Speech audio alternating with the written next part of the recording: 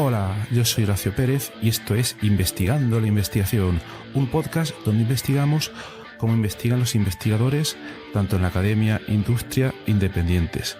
Todo ello mediante entrevistas y debates abiertos, técnicas y estrategias para mejorar todas las partes del proceso investigador y, no menos importante, opiniones abiertas que espero llamen tu curiosidad y te hagan también reflexionar.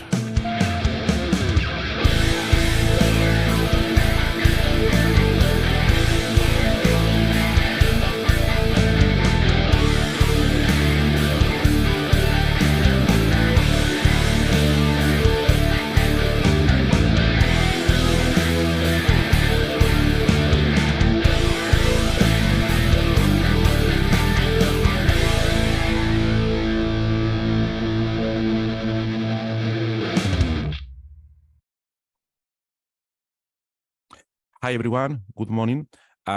Today we have the pleasure to have in the podcast Bianca Pereira. Hi Bianca, good morning. Hi, good morning, Horacio. How are you doing? Thanks Bianca, very well, thanks. Thanks Bianca for accepting this invitation.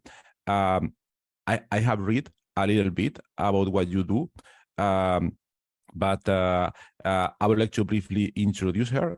Bianca Pereira, one of her main objectives is to make research easy because she believes that research is for everyone, and the way to get started is by learning basic personal knowledge management skills, because knowledge can only be managed if it's outside our heads. So today we will talk a little bit about it. I briefly mentioned that the background from Bianca is she's researcher in computer science and currently consultant for personal knowledge management. Is that correct, Bianca? Yes, that's perfect. Okay, so can you briefly tell us why did you get into computer science and why did you finish lastly as a consultant in this PKM thing? Yeah, well, that's a long story, actually, so long that it starts when I was 12, actually, when still like my parents bought a computer. We didn't know how to use. They were afraid that you would break it because the time was like, oh, computer here, we have one and we don't know. It's this mystical thing here. Then my father put us in a course, like simple course, let's say Windows, but they also taught HTML, which is really like how to create the very basics of websites. And at that time, what I learned is that, wow, if I can have a way to represent things in the world or like model things in the world, although I didn't have that word at the time, 12-year-old model, what's that, I saw I can create a website for everything, I can create forms and I can create like everything that I can put on a screen. So that's what grew my interest in computer science. And when time arrived to come to the university, okay, I need to choose an undergrad, or even before high school, we had technician. I did technician informatics. Was really like, okay, I could do everything. So which direction should I go? And then I was like, well, one advantage of computer science, first, I liked the idea of like create websites, and later I love the idea of programming as well, is that we can work with anyone.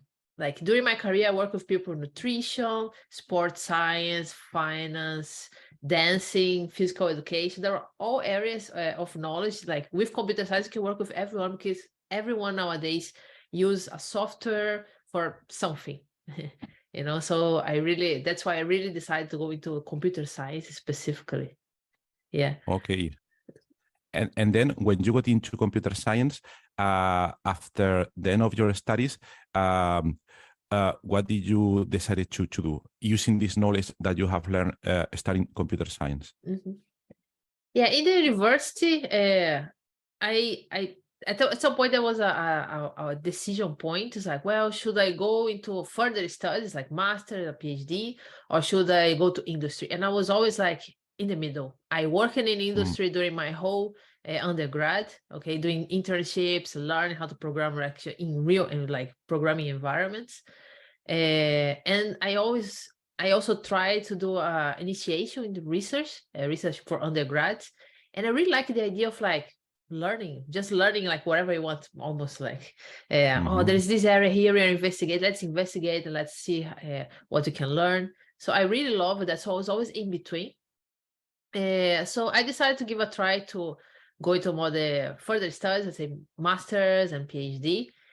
And during my career as a researcher, then I end up in the middle again. I was working in academia, working in partnership with industry. Okay, so I was like doing the research, but applied to what industry needs. So the types of projects that industry needs. And when I decided to follow that direction, I started a PhD in another country. I am originally from Brazil. So I did my undergrad there, I did a master there, and then I decided in 2013 to do a PhD, and I came to Ireland. And that's where things start to go wrong. Ireland is awesome. Yeah, Ireland is awesome. The institute was awesome, but I did all possible mistakes that I think a PhD student could ever possibly do. Why? Why mistakes? Why? Yeah, there are many reasons. And then what happens, like I did all the possible mistakes and I quit my PhD. That was the story. Like in third year, I said, okay, I cannot do that. I was having physical problems already, even going to the hospital. I cannot move my arms, so much stress, so much anxiety. And I say, I cannot keep going like that. So I say, it's better to quit now, take care of myself and decide what I want to do for the future. And when I say all the possible mistakes, because we come with many mindsets from classical education, let's say, undergrad or before, okay? And when you come with that same mindset into a PhD, it just doesn't work. Because a PhD is a completely different environment where you need to lead your research, you need to take responsibility for your research, and then there are people who will support us in the research. For example, the supervisor or advisor, there are people who support us in the process, which is very different from a teacher, you know, in undergrad or before, where they actually say, this is the right direction, these are the steps that you need to take the direction, you just need to follow. Whereas in the PhD, it's like, we don't know exactly how to arrive where you want to arrive. You have an idea, you need to explore, and your responsibility to figure out which path is that. And I'm here as your supervisor to support you in that process, not to tell you which direction you should be going, you know. So that is a mindset that we don't always learn. Let's say everyone who is academia already kind of learned that, and we don't always pass that to new students, you know. So the new students, they need to somehow figure out, and I was like a first, people say first generation. So I didn't know about the culture of academia or all those things which are more like mindsets or the ways of thinking. So I started already with the wrong foot. And there are other things like then into perfectionism as well, because we come from before, and it was like, you just need like to know the things and do the exams and needs to be good, you know. So there's always this thing of needs to be high quality. Everything you do needs to be high quality. But in an environment of high uncertainty, which is the case of research, you don't know exactly what is the high quality, how to arrive at there at the beginning. You need to go and do iteratively and improve until you're okay, this is high quality enough so I can publish, I can communicate. But when you come from, okay, I need to know this body of knowledge and do good in exam, and this is what high quality looks like. I know in advance what it looks like. When it comes to a high uncertainty environment, we just break down. Really break down in terms of anxiety, of not or having writer's block, which is a big problem. So those are all the things that led. There are like many things all on top of each other, so led me into giving up of the PhD at that point, and what actually led me to where I am today, to what I'm doing today. But one thing, you said that there were kind of mistakes, but as you explain your point of view, it's certain. I also agree that a PhD or more general, any kind of research project is always something that involves a lot of risk, uncertainty. Otherwise, it will not be research, where you need to find the way or something. But I can also understand, I supervise some PhD students at the beginning, they are lost because they come from a world, let's say, I think it's what you said about teaching, where everything is established. You need to go from step 1 to step 2 and then 3, But real research, when you explore the uncertainty, there is no kind of, there is kind of a broad map about where you want somehow to go, but the way is not clear. Okay. And I also think that the PhD students need to learn kind of develop for themselves how to think, how to sort things out. And it's complicated, but I don't know from a point of view. And sometimes not everybody is kind of prepared for that, or not everybody will like that kind of thing. Okay. So some people prefer, okay, I don't want to think. I want you to tell me kind of the exact steps I need to follow. But some other people like me, I don't think I'm especially intelligent or smart, okay, but I love uncertainty and I like to explore things and that. Oh, but I understand it's complicated in any case to find the way in uncertainty. Okay. So then you left your PhD, and then where did you go from that point exactly?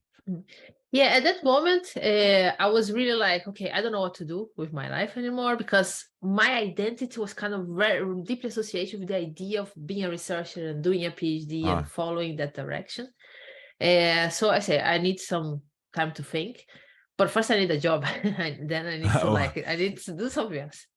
And when I was thinking, I was really like, should I go back to industry and go back to like programming and all those things, or should I try to do research?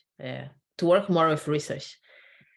And I was like, I don't want to go back to industry, because I don't want to be like every single day doing the same things and not be able to innovate, to think differently or to do different things. Because if you go to, let's say, just a development position, especially, it's just like, okay, you need to develop this. Sometimes you're not even in the position of choosing how that thing will work. It's just like, you just need to implement it. And I say, I really don't want that. And I really love the research. And I say, I think research is for me. What happens, like, even before I left, I say, well, is it like, what's the problem here? So I went to internship in industry. A research internship was in Microsoft at the time. So I went to US, spent like 12 weeks there, and it was awesome. It was a totally different environment. I think I did what I didn't do in 3 years of my PhD. I did that in 3 months. We even considered publishing, but I was like, I'm so like too much. I don't want to publish. I'm happy I'm happy knowing that I can do it. I just need to figure out how, and then what I did, I got a position in the university to work as a research assistant, which basically, like, if you have a master or undergrad, you could work as research assistant. So that's where I started in working in partnership with industry. So it's industry, research, partnerships. So I worked there. I got promoted to research associate, which is similar to postdoc without a PhD. Okay. I started to become project manager because it suited the work I was doing, and then I felt into that role. I working on citizen science because I always loved it. I really believe that everyone can do research, different elements of research, sometimes not like a full research project. So I got the opportunity to actually get funding for a citizen science project, which is not so common for people without a PhD to get funding. What is, sorry, Bianca, can you explain for the audience what citizen science is? Oh, yeah. Perfect. Thanks a lot. Citizen science, the idea is that you can involve people who are not researchers, who are citizens, in the process of research, of doing research, not just reading about research or learning about research, but actually doing the research process. So we had it was a project to map footpaths. So with OpenStreetMap, which is something similar to Google Maps. So the idea was to map the footpaths. So for us to learn what are the areas of the cities where people who have disabilities can go. And the idea was to expand for everyone, because we started with people who are blind, people who use wheelchair, and people who use crutches, or dogs. If they're blind, they use the dogs. So we started by those, and the idea is that it could be expanded for people even without disabilities. Could be like parents bringing a trolley, for example. Could be runners. Everyone have different needs when navigating footpaths. So I say, okay, let's do as citizens. Let's participate on this research on how can we map the footpath. What are the elements of the footpath how can we represent them in a map, which I call like how is the semantics of things? Semantics like the Okay. meaning that give to things in the map. So that was really the project. So it was really nice. It was a national project, so it was really nice. Cool. Yeah. Okay.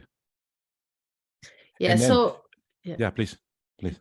yeah. So then I started like going into all those things, learning how to do research. But I said, because at that point when I gave up on PhD, I said I need to figure it out. I started reading all possible books. There are still many books here.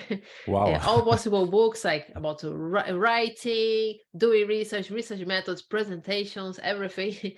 And then as I was working in research, I started applying that and doing like tiny tests, let's say more on my skills. And then I started to improve. And as I was getting promoted and get other roles, I said, okay, I'm learning and it's working.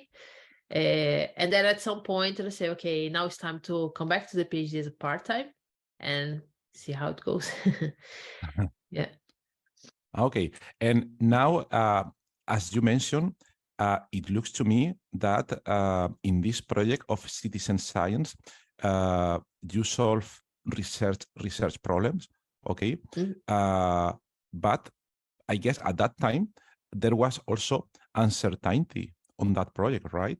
Okay. So I don't know how different was the situation in academia in initial PhD project that you started with, and then in this research position. Okay, at the same time, in both situations there was uncertainty, but what was the reason why you liked most the situation in the industry? There was something different where you felt more comfortable, or what was the change? I think the main change was first the change in my mindset, because I saw I'm doing things wrong and I don't know how to fix them anymore. And when I went there, I went to really blank slate and I say, okay, let's see how it happens. Let's see how it goes, which was a different way of dealing with the uncertainty, because I was really like, I don't even know how is research in industry as such. So just come here and I was like, let's see how it goes. Let's even one day at a time, And I worked very close with my supervisor. It was like daily meetings, like quick meetings. So we're always like navigating the environment interactively. So that's what really makes the difference, rather than just like, after 1 week we report, and the report, like I did so many things and which types of the things I should report or not.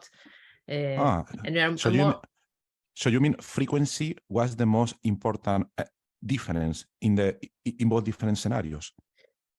Frequency in the contact with the supervisor, yes, but not only the frequency, but all the approach that I was taking, because I was really like, okay, this is what we learned today, what we do tomorrow, rather than, this is the goal for the end of the year, and then let's break down into the parts, in the tasks and all the things. So that was the main difference. Okay. So you suggest that if you suggested today to a PhD, let's suppose you are going to supervise a PhD student, okay? How would you work with these people? Would you plan exactly what they are going to do and meet with them daily if possible, or which approach would you follow? Yeah, what I used to say, because I work with some colleagues as well when I was in academia again. So what I would say, like we plan, like what's it's almost like the vision, what do we want to arrive, what's the question that you want to explore, because I think that's the most important thing. What's the question that we want to explore? And then it's really like we have these overall ideas that we want to investigate these types of things, more on the long term, these type of things, but it's not really specific. But when you come, okay, what I will do the next week or the next month, then it's really like, okay, I'll test this, and then I want to learn this, so it's really specified. We specify only on the short term and try to iterate on based on what we learned from our explorations. And that's what we inform the next stage. We cannot really plan a 4 or 5 year project to the dot, to the test, what you'll be doing. Which what you usually, what you usually do in other types of projects, like more operational one. Yeah. Okay, so then you started a PhD, and the PhD was on the same subject as like in the beginning, or you switched to another area? I switched it. I started, I used to do what I call entity linking, which like, how can you link a database of knowledge, to text? Okay, I have some text and I say, I want to know what the person is talking in this text. So there are the words, and I want to say, this person is talking about, let's say, this concept in Wikipedia, for example, or these other concepts in Wikipedia. That was what I was doing at that time, but not with Wikipedia, but more with knowledge, multiple knowledge base. So that was the idea. Okay. Do anything with multiple knowledge base. Then I came to the page and say, I don't want to work on that. I started a new topic, which I'm not working on anymore, because now, well, fast forward, what happened is I was doing my PhD, I was working in academia, 2020 came, started work from home, and I decided, okay, now it's time for me to become mom. I became mom, took maternity leave, and when maternity leave was finishing, and I was like, well, I want to spend time with my son, so I cannot be in academia. I even tried like leaving him in the daycare, but I was really like, I said, no, I really want to spend time with him, and 9 to 5 will not work for me. That's why I became a consultant. And then I work like early mornings and late afternoons so that my husband can work during the normal work hours, and I stay with my son at that time. So that's how we have been managing. Okay. Yeah. And what is your consultant work about? Is related with what you did in your research, or is something new? It's related on how I solve the problems, the issues that I have. Yeah. Great. And it's what I say is I suggest is the first step in the process of learning about research is actually personal knowledge management.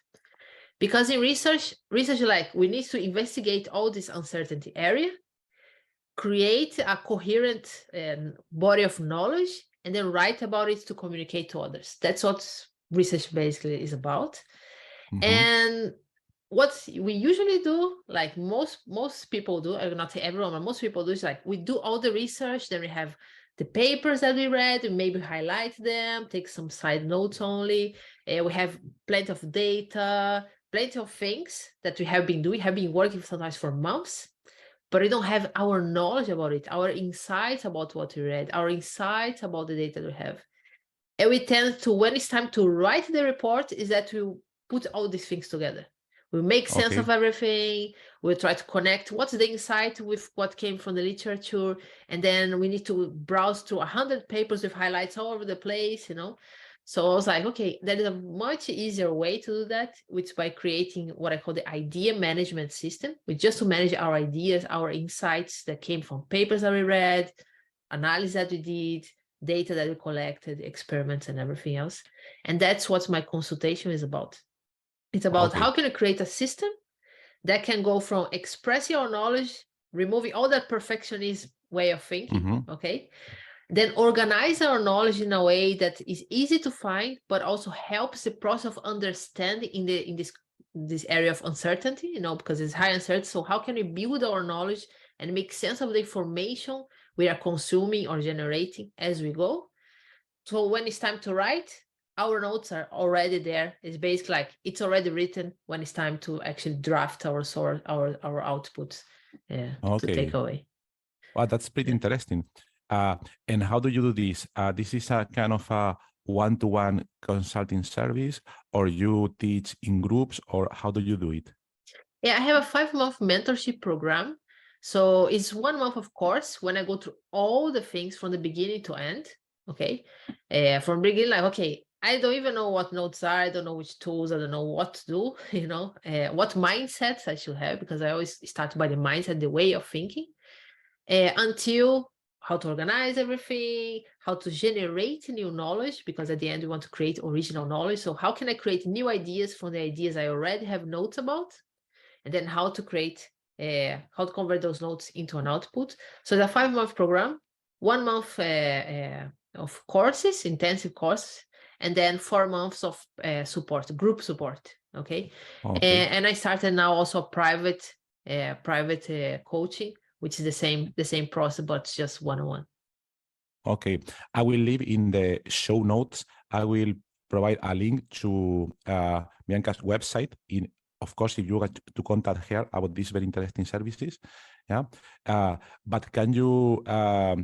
I guess it's very complicated, but or pretty simple. I don't know. But can you provide some guide about how is the process, about kind of dumping the information into a system and then using that information bytes in order to then quickly create some research paper? Mhm. Yeah, I think what I like to say, there is always like many people say, okay, which tool should I use? Which tag should I use? Which folder structure should I use? And I say, that's the wrong question. Okay. I like to think like that's first the mindset. Like, what do I want to do? Which ways of thinking that I want my tool to support?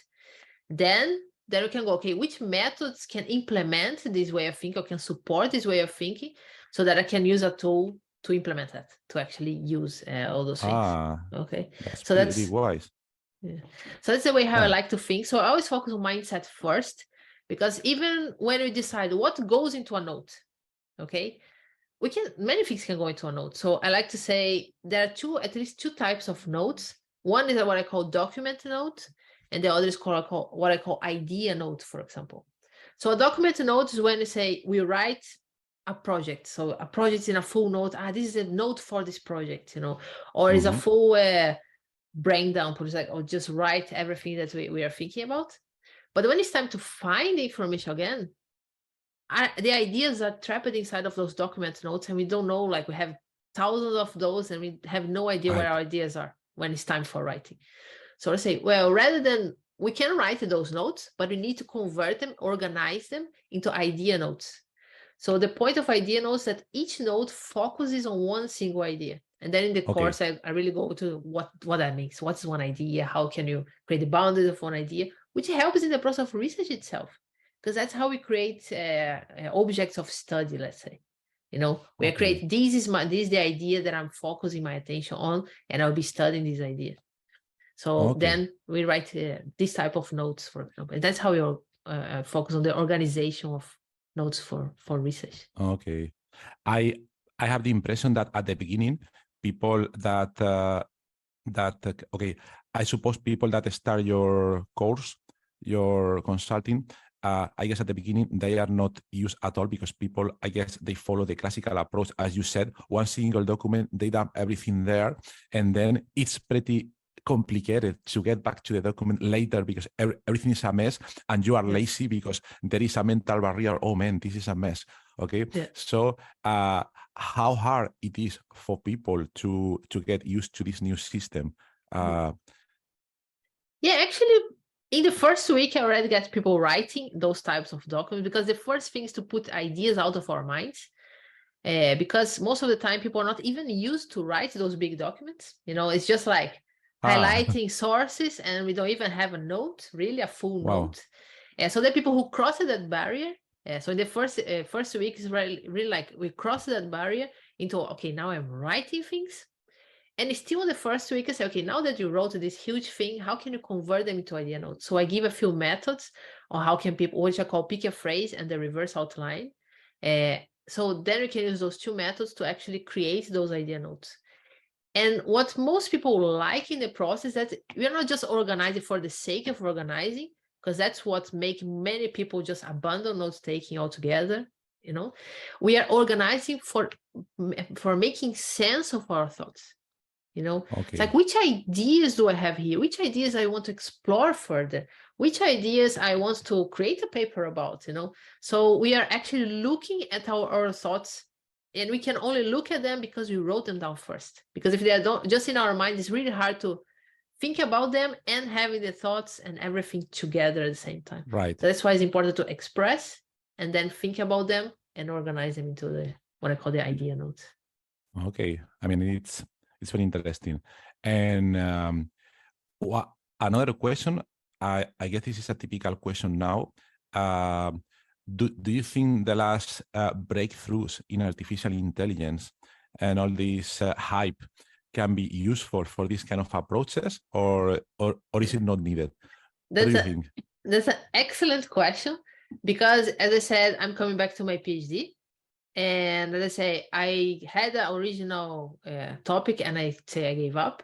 I'm actually pitching the new topic, and my new topic is exploring AI as a thinking partner for sense-making via note-taking. So it's exactly that. So my hypothesis is that it does support under certain conditions. Right? If it's what I call the passive note-take, which is really like highlighting, taking the side notes and that's it, I would say I'm not sure like if there is even too much of a sense making in that process. But if the active one, then there are 3 cases, you know. One case is, well, should AI do the note taking for me? Because many people actually, they just want ChatGPT to do the job for them. And I say, well, I don't think it will help much. You know, it can give you an answer, but it's not helping your process of making sense of navigating. But I believe that it can support if it's AI assisted note taking. Okay. You know, so AI is supporting our process of thinking. You know, okay. So that's what I want to explore as part of my Wow. PhD. And any suggestions about how, because if somebody takes just highlights in the papers, and as you said, I think you said passive processing or something like that. Passive note taking, or passive consumption. Or passive consumption. If you don't do anything, if you don't transform for yourself, if you don't process by yourself that material, either using AI tools or something else, then I think you don't learn that kind of material. Okay. But I mean, okay, I think that's a very interesting research field at the moment. Very cool. And have you published anything about that at the moment? Something that you can share with us?